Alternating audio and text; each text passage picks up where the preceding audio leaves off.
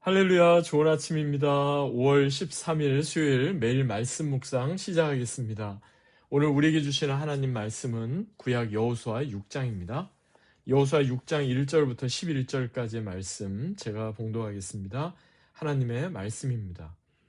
이스라엘 자손들로 말미암아 여리고는 굳게 닫혔고 출입하는 자가 없더라. 여호와께서 여호수아에게 이르시되 보라, 내가 여리고와 그 왕과 용사들을 네 손에 넘겨 주었으니 너희 모든 군사는 그 성을 둘러 성 주위를 매일 한 번씩 돌되 엿새 동안 그리하라.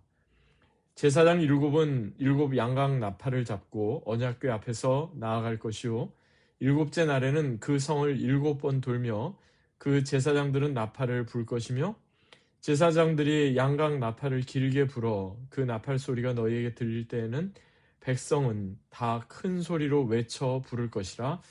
그리하면 그 성벽이 무너져 내리리니 백성은 각기 앞으로 올라갈지니라 하시매, 눈의 아들 여호수아가 제사장들을 불러 그들에게 이르되 너희는 언약궤를 메고 제사장 일곱은 양각 나팔 일곱을 잡고 여호와의 궤 앞에서 나아가라 하고, 또 백성에게 이르되 나아가서 그 성을 돌되 무장한 자들이 여호와의 궤 앞에서 나아갈지니라 하니라. 여호수아가 백성에게 이르기를 마침에 제사장 일곱은 양각 나팔 일곱을 잡고 여호와 앞에서 나아가며 나팔을 불고 여호와의 언약궤는 그 뒤를 따르며 그 무장한 자들은 나팔 부는 제사장들 앞에서 행진하며 후군은 궤 뒤를 따르고 제사장들은 나팔을 불며 행진하더라. 여호수아가 백성에게 명령하여 이르되 너희는 외치지 말며 너희 음성을 들리게 하지 말며 너희 입에서 아무 말도 내지 말라. 그리하다가 내가 너희에게 명령하여 외치라 하는 날에 외칠지니라 하고 여호와의 궤가 그 성을 한 번 돌게 하고 그들이 진영으로 들어와서 진영에서 자니라. 아멘. 이는 우리에게 주시는 하나님의 말씀입니다. 주님 감사합니다. 본문을 중심으로 아무 말도 내지 말라, 아무 말도 내지 말라라는 제목으로 함께 말씀을 나누겠습니다. 영국 출신의 역사학자인 제레미 블레익이라는 분이 있습니다. 이분이 2000년대 초반 미국의 이라크 침공을 전후하여 쓴 책이 있습니다. Why Wars Happen, 한국말로는 전쟁은 왜 일어나는가 라는 제목의 책입니다. 이 책에서 제레미 블랙 이분은 전쟁이 무엇인지, 또 전쟁은 1차적으로 사회와 국가의 호전성을 어떻게 반영하고 있는지, 전쟁은 의도적인지 우연인지, 전쟁의 원인과 결과를 일으키는 목적이 전쟁의 성격, 국제체제의 성격, 그리고 각 국가의 내부적 특징과 성격 변화에 어떤 연관이 있는지, 전쟁에 관한 아주 모든 내용들을 이렇게 자세하게 이야기하면서 매우 중요한 그런 질문들을 화두로 던지고 있습니다. 그런데요, 동서고금을 막론하고 전쟁은 대개의 경우 권력을 가진 지배층의 그릇된 욕망과 잘못된 어떤 판단 때문에 일어나는 경우가 대부분이지, 그들의 어떤 바램과 어긋나게 되는 경우는 별로 없습니다. 그러다 보니까 만약에 전쟁이 시작되어서 어떤 싸워야 할 적, 전쟁의 대상에 대해서는 계속 내부적으로 적개심과 증오심을 증폭시키는 경우가 많습니다. 그러다 보니까 상대방을 악마화시키는 거죠. 전쟁을 할 수밖에 없다 하는 어떤 레셔넬을 계속해서 만들기 위해서 상대방을 더 이상은 인간으로 보지 않게 되는 겁니다. 오늘 본문도 전쟁에 관한 이야기를 나누고 있습니다. 그런데 본문에서 다루고 있는 가나안 전쟁, 가나안 정복 전쟁은요, 그 시작이 인간의 어떤 그릇된 욕망이나 잘못된 판단 또는 적개심과는 무관하다 하는 사실입니다. 하나님께서는요, 가나안 땅에 들어온 이스라엘 백성들로 하여금 당장이라도 가나안의 7 이방 민족들을 쫓아내라, 어떻게 전쟁을 준비하고 군사 태세를 갖추라, 전쟁의 전술이 어떻다, 이렇게 말씀하지 않으십니다. 먼저 하나님께서는 전쟁이 시작되기 전에 이스라엘 백성들이 하나님의 백성, 하나님의 군대로서 거룩하게 구별돼야 하기 때문에 그들로 하여금 다시 할례를 행하라 명하셨고요. 그들이 길갈에서 할례를 받고 나서 하나님의 구원의 절기인 유월절을 지키도록 했습니다. 그리고 그들이 하나님의 종이다, 종의 신분이라는 사실을 늘 기억하며 그들의 발에서 신발을 벗도록 여호수아에게 그렇게 또 명하셨던 것을 우리는 기억합니다. 그리고 드디어 이제 결전의 날이 다가왔습니다. 오늘 본문이 시작되는 1절을 보니까 이스라엘 자손들로 말미암아 여리고는 굳게 닫혔고 출입하는 자가 없더라 이렇게 말씀합니다. 아마도 여리고에 있는 사람들도 전쟁을 대비하고 앞으로 전쟁이 일어날 거다 이렇게 예상을 했던 것 같습니다. 여리고는 어떤 곳일까요? 성서 고고학자들에 따르면요, 여리고는 지구상에 있는 가장 오래된 성읍 중에 하나로 이렇게 알려져 있습니다. 대략 중기 청동기 시대인 기원전 2000년경에 이곳에 처음 이렇게 성읍이 세워졌던 걸로 그렇게 판단을 합니다. 그러니까 지금부터 대략 4000년에 된 아주 오래된 그런 성이라고 볼 수가 있는데요. 물론 구약 시대의 여리고성과 예수님 당시 신약 시대의 여리고성의 위치가 조금 차이는 있지만 오늘 본문에서 이렇게 묘사되고 있는 여리고성은요, 당시에 성경학자들에 따르면 가장 높은 망대는 대략 한 9m 정도에 이르렀고 오늘날로 따지면 건물 3층 정도의 높이죠. 그리고 성벽의 두께도 대략 4m에서 5m 정도 이렇게 됐을 것으로 추정을 합니다. 여리고성 주위를 하나님께서는 이스라엘 백성들로 하여금 하루에 한 바퀴씩 모두 6일 동안 6바퀴를 돌게 하시고 마지막 7째 날에는 7바퀴를 돌게 하셨습니다. 그 성 주위를 한 번 도는데 걸리는 시간은 적어도 3시간 이상 소요되었을 것으로 그렇게 판단을 합니다. 오늘날로 따져도 그렇게 작은 도성이 아니었던 거죠. 그런데 이처럼 크고 견고한 여리고성을 향해서 하나님께서는 도무지 이해가 되지 않는 군사 전략을 말씀하시죠. 어떻게 하라는 게 아니라 그냥 하루에 한 바퀴씩 성 주변을 도르라. 그리고 마지막 날이 되었을 때 성을 7바퀴 돌고 제사장들이 나팔을 불고 그 나팔 소리가 들리거든 백성들이 다 큰 소리로 외치라 이렇게 말씀을 합니다.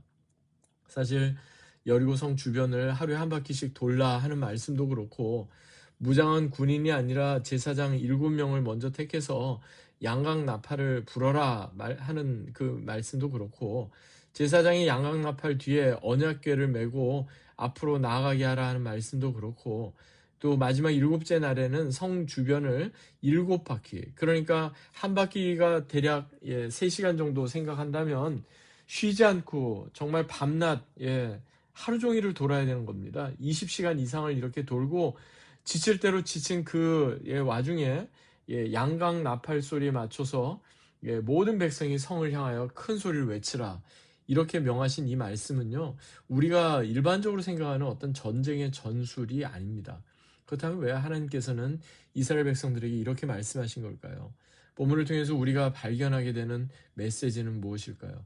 결론적으로 말씀드리면 이 전쟁이 사람이 싸워서 승리하는 전쟁이 아니라 이 전쟁은 전적으로 하나님께 속한 전쟁이고 이 전쟁은 전적으로 하나님의 말씀에 순종함으로 승리하는 전쟁임을 우리에게 알려주는 거다. 우리 그렇게 생각할 수가 있겠습니다.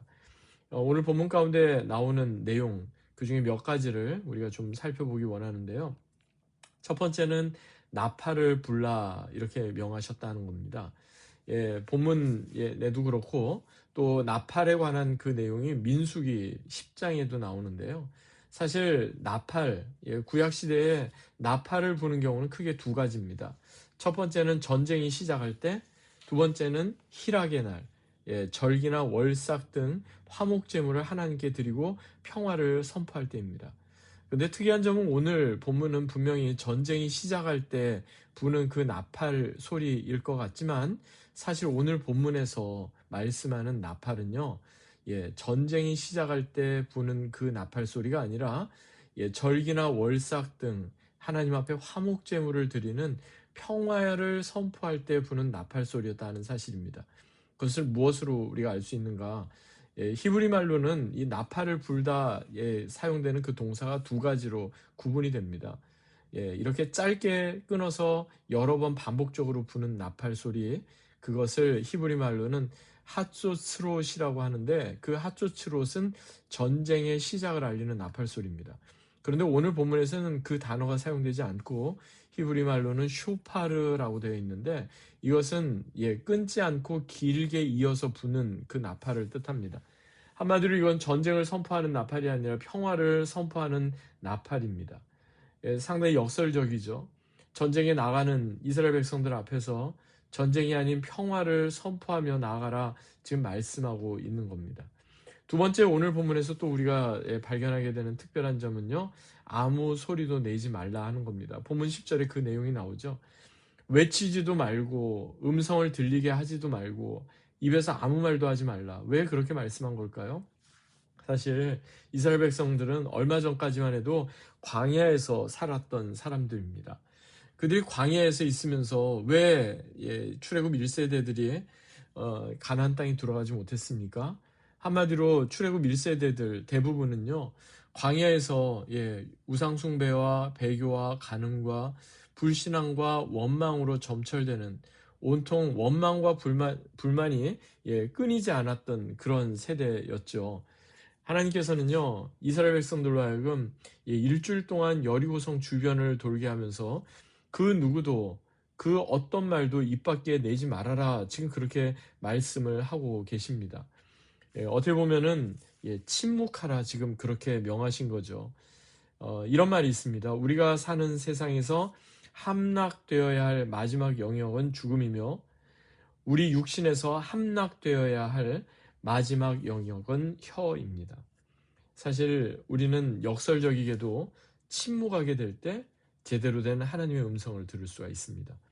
진정 하나님의 음성에 집중하라, 그런 것으로 하나님께서는 아무 말도 내지 말라, 이렇게 명하신 겁니다. 세 번째는 묵묵히 걸으라는 겁니다. 본문 11절부터 그 뒤에 나오는 내용들을 보면 일주일 동안 이스라엘 백성들이 해야 했던 거는 그저 여리고성 주변을 계속해서 묵묵히 걷는 일이었습니다.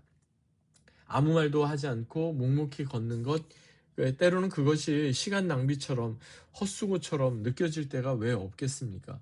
그런데 여러분, 하나님께서는요, 우리가 이해되지 않는 방법으로도 역사하십니다. 그리고 하나님께서는 모든 것을 하나님의 계획과 하나님의 타이밍에 맞추셔서 정확하게 한치의 오차도 없이 그 일을 담당하시는 분이십니다. 때로는 우리 앞에 크고 견고한 여리고 성과 같은 어떤 장애물이 우리를 꽉 이렇게 가로막고 있는 것처럼 그렇게 느껴질 때가 있습니다. 그것이 우리가 직면한 문제일 수도 있고 우리의 환경일 수도 있습니다. 그런데 여리고 성처럼 우리 앞에 어떤 것 이렇게 맞닥뜨린다 생각될 때 우리는 낙심이 되고 우리의 미래가 불안하고 막막하게 느껴지지만, 그때 우리에게 하나님께서 명하시는 말씀은 전쟁의 나팔이 아니라 평화의 나팔을 불라는 거고요, 아무런 원망이나 불평이 아니라 침묵하라는 거고요, 또한 내 뜻이 아니라 하나님께서 명하신 대로 묵묵히 그 길을 걸으라 하는 겁니다. 이 말씀에 순종하는 사람, 결국에는 일곱째 날에 여리고성이 무너지는 것처럼 놀랍게 하나님께서 역사하신 것을 함께 경험하게 될 줄로 믿습니다. 진정 하나님을 신뢰함으로, 하나님의 말씀에 순종함으로, 또 하나님께서 행하실 일을 기대함으로 오늘도 묵묵히 신앙의 길을 걷는 저와 여러분 되시기를 주 예수 그리스도의 이름으로 간절히 축원합니다. 하나님 아버지, 감사합니다. 주신 이 말씀 다시 한번 우리의 마음에 되새깁니다. 우리 앞에 우리를 가로막고 있는 여리고 성과 같은 그러한 장애물이 있다 생각될 때가 있지만, 주님 말씀 다시 한번 마음에 되새깁니다. 주님 말씀 순종함으로 담대히 그 길을 걷는 믿음의 사람들 되게 하여 주옵소서. 감사드리며 존귀하신 주 예수 그리스도의 이름으로 간절히 기도하옵나이다. 아멘. 오늘도 이 말씀 기억하며 믿음으로 순종하시는 귀하고 복된 하루 되시기 바랍니다. 주님의 이름으로 축복합니다.